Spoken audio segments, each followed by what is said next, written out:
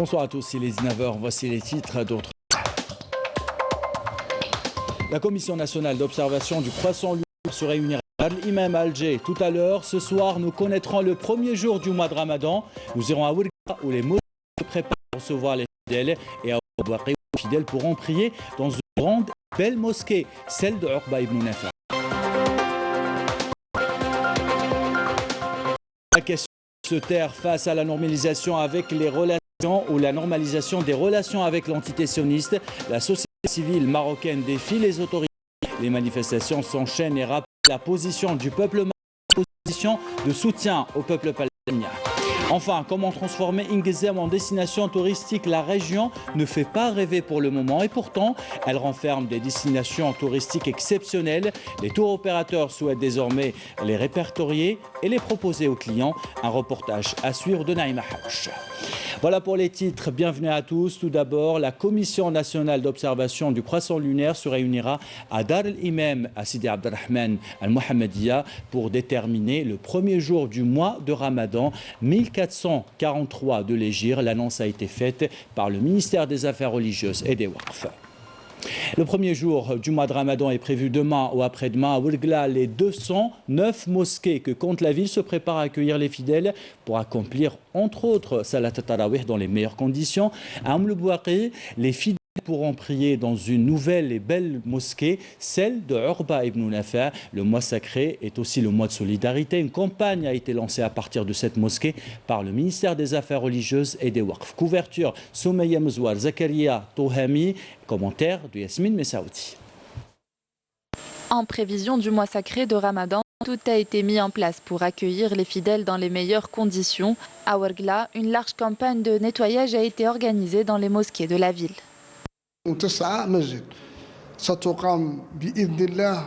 La wilaya de Ouergla dispose de 209 mosquées où aura lieu la prière des tarawih. Les imams ont pour consigne de veiller au strict respect du protocole sanitaire.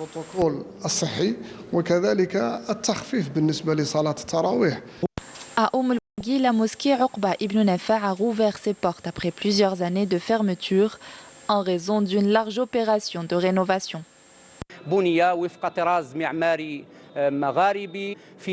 La mosquée est dotée d'un centre culturel islamique et d'une salle de conférence ainsi que d'une bibliothèque. Elle compte également des salles de prière pour les hommes et pour les femmes. Elle peut accueillir jusqu'à 8000 fidèles.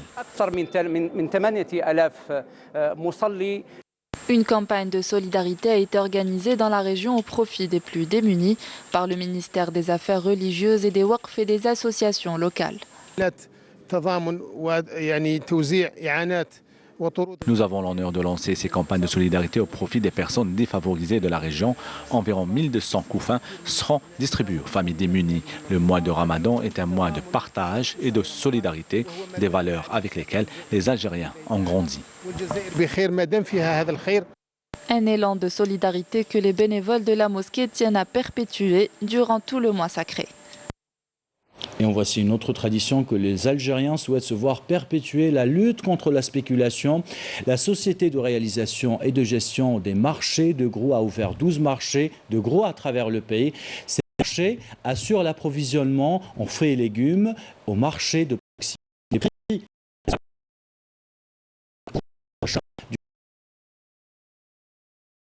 Signé Amel Baakba.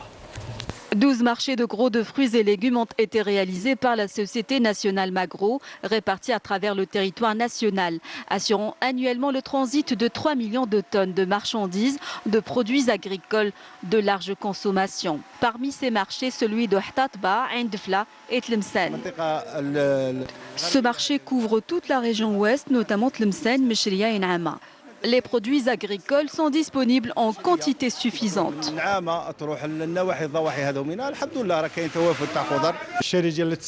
Les produits agricoles sont disponibles à toute heure de la journée. Ce marché de gros alimente la wilaya de Indfla, en plus d'autres wilayas limitrophes comme Chlef et Tissemsilt. Toutes les conditions sont assurées pour permettre à ces marchés de gros de disposer de quantités suffisantes de fruits et légumes et faire le plein à l'approche du mois de Ramadan. Ces marchés de gros disposent de quantités appréciables de produits agricoles de large consommation, de quoi couvrir la demande accrue sur ces produits durant le mois sacré. Nous travaillons en collaboration avec les mandataires. En tant que mandataire, j'étais obligée de me déplacer à 3 h du matin pour aller m'approvisionner au marché. Mais désormais, avec ce marché de Hatmaniya, je le fais vers 7 h du matin. D'autre part, plus de 1151 marchés de proximité seront ouverts durant le mois de Ramadan. Mais en dépit de la disponibilité des produits alimentaires de large consommation, les pratiques spéculatives de certains commerçants font ombre au tableau. Les opérations de contrôle et de perquisition se multiplient pour lutter contre la spéculation. Et pendant le mois sacré de Ramadan, les campagnes de sensibilisation se multiplient, notamment en direction des personnes atteintes de diabète. Les médecins alertent les diabétiques et leur prodiguent des conseils pratiques pour surveiller leur glycémie afin d'éviter l'hypoglycémie et l'hyperglycémie. Les détails avec Amel Barkaba. Jeûne et diabète sont-ils incompatibles? Pas forcément, toutefois il est impératif avant le début du mois de Ramadan de consulter son médecin traitant, seul habilité à autoriser le malade diabétique à pratiquer le jeûne. C'est d'ailleurs l'objectif de cette journée de sensibilisation organisée à l'hôpital Zmirlid Al-Harrach à Alger, lors de laquelle les médecins ont prodigué des conseils aux malades atteints de diabète.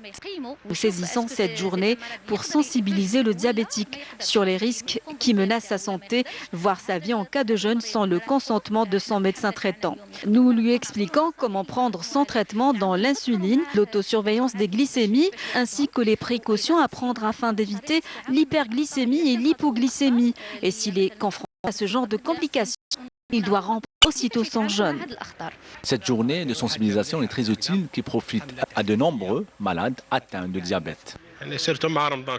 C'est important de consulter un médecin pour savoir si je peux jeûner ou pas, afin d'éviter les complications liées à la maladie. J'ai fait un dépistage pour voir si mon taux de sucre est élevé. Le médecin m'a rassuré. À la veille du mois sacré, les malades diabétiques sont donc appelés à suivre scrupuleusement les recommandations de leur médecin traitant afin de jeûner en toute sécurité. Cette information, avant de passer à l'actualité internationale, le rôle de la mémoire dans la préservation de l'unité nationale est la thématique de la 4e rencontre régionale. Le conseiller du président de la République chargé des archives et de la mémoire nationale, Abdelmajid Chekhi, a présidé cette rencontre. Il a rappelé dans son intervention l'importance de préserver l'unité nationale à travers notamment l'écriture de son histoire pour les générations futures. Dans l'actualité internationale maintenant,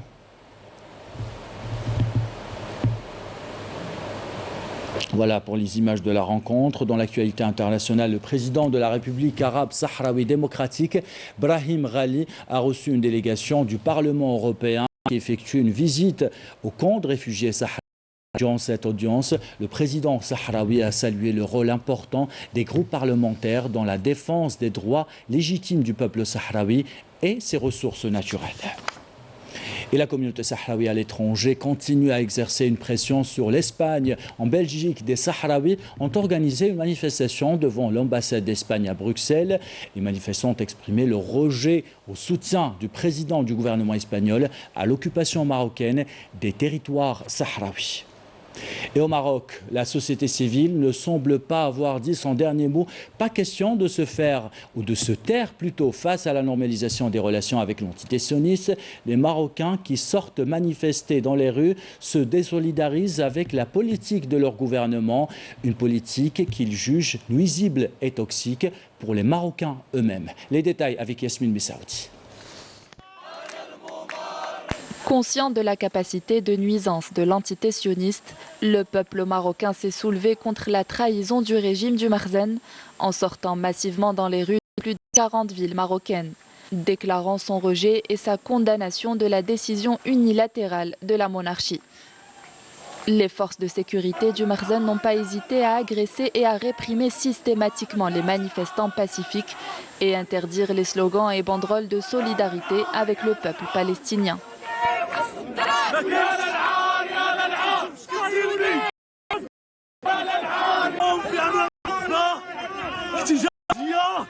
على الحافل الذي ينظمه الصهاينة في هذا المكان نحتج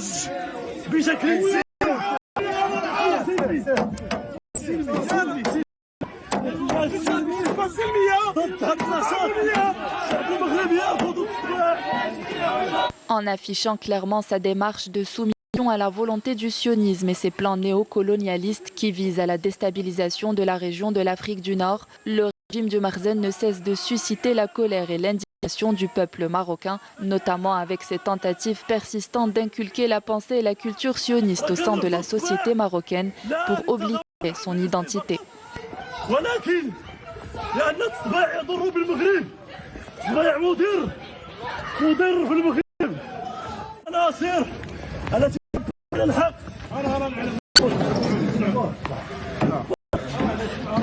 Le peuple marocain n'a donc pas hésité encore une fois à envahir les rues pour témoigner de sa colère et crier son ras-le-bol face à cette situation insoutenable.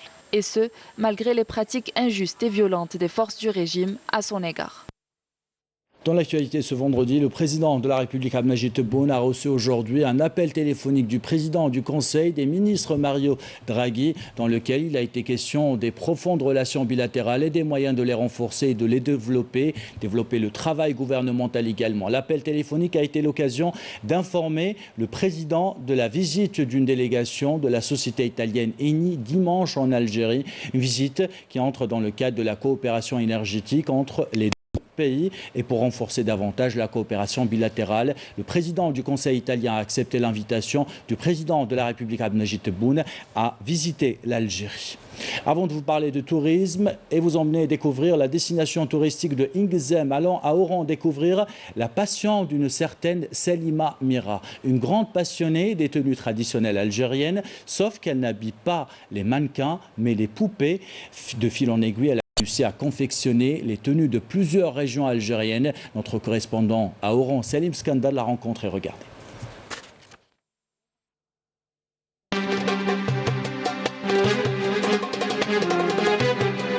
Toute ma collection avec quelques tenues des 4 coins de l'Algérie.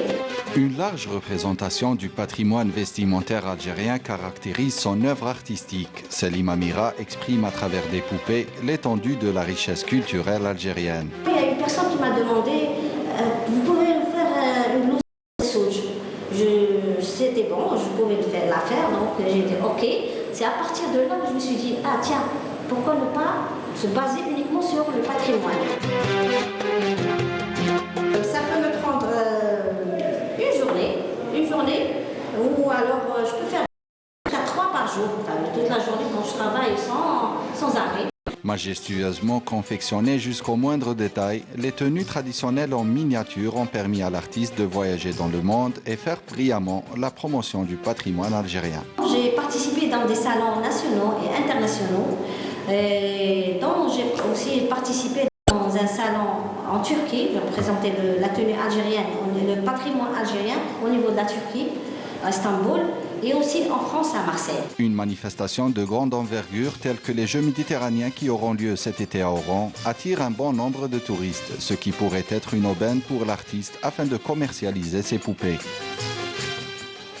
D'Oran à Ingzem et cette question, comment faire de Ingzem une destination touristique? La ville est connue pour être une zone de transit commercial et pourtant les sites touristiques qu'elle renferme sont d'une beauté exceptionnelle.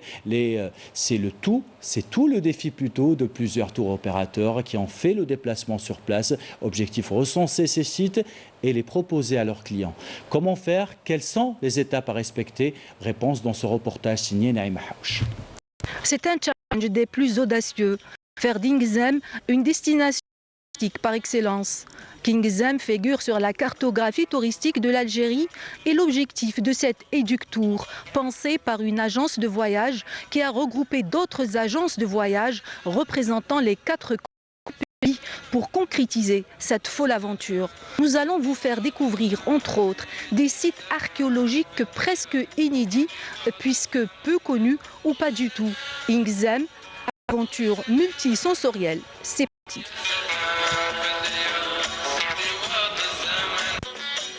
Soleil, espace et paysages presque irréels. Voilà un triptyque d'avenir pour la toute jeune wilaya. Miser sur le tourisme saharien est le leitmotiv des professionnels du secteur qui veulent insuffler une dynamique socio-économique dans la région. Mais le chemin n'est pas sans embûches. Développer le tourisme, ce n'est pas un mot comme ça. Et ça prend toute une logistique. Et je pense que c'est un enchaînement de plusieurs secteurs qui doivent s'impliquer dans le développement touristique. Pour le moment, il n'y a pas d'infrastructure, certes, mais ça n'empêche. Il y a un dortoir qui a été récemment inauguré. Il y a un hôtel qui est en voie de construction. Utiliser les tentes des hôtels. Plusieurs autres idées. C'est réalisable, on peut travailler. Les investisseurs qui ont demandé à réaliser des hôtels, à réaliser des auberges de jeunes, à réaliser مخيمات. هذو كامل رايحين نديروهم ان شاء الله dans des zones d'investissement plus la zone une expansion touristique اللي راهي توجد. Le transport est un segment important dans la conception du produit touristique. Plus les frais du transport sont élevés, plus le prix du package est onéreux. وهذا لا باز تاعها كامل سي لو ترونسبور اللي باش يجوا الناس لهذا البلاصه. عندنا الطريق اللي كي تي بي ديفيكتوي جوسكا بريزون دونك الناس تاخذ صعوبه هكا باش تلحق لهذا المكان. دونك اون دي بروغرام بور دابور اميليوري لا روت من تمرست لهنا.